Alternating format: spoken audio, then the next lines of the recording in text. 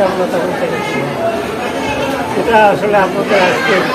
কর্মদিবসের কার্যক্রম আমরা যেগুলি আসলে বাস্তবায়ন করি। এই 25 বার্ষিকী উপলক্ষে আমাদের প্রত্যাশা যে আমাদের বিশ্ববিদ্যালয় যেভাবে উন্নতির পথে এগুচ্ছে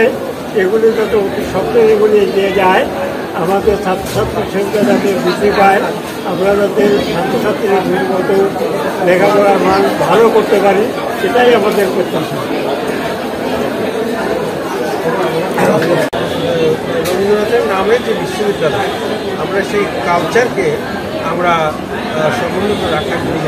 এখনও পর্যন্ত দৃঢ়তার সঙ্গে জেগে আছি এবং আশা করি আগামী দিনে যতদিন আমাদের কর্মক্ষমতা থাকবে আমরা সেটা করে আমরা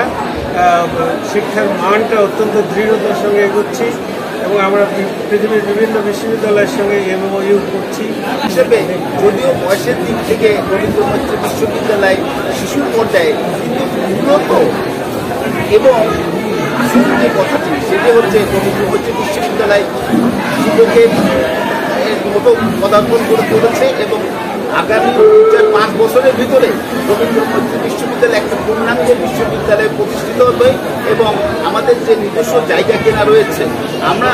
সেখানে তো কেনা রয়েছে, আরও সুইটেবল জায়গা আমরা খোঁজ করছি এবং পেয়েছি, আমরা সেখানে চলে যাব।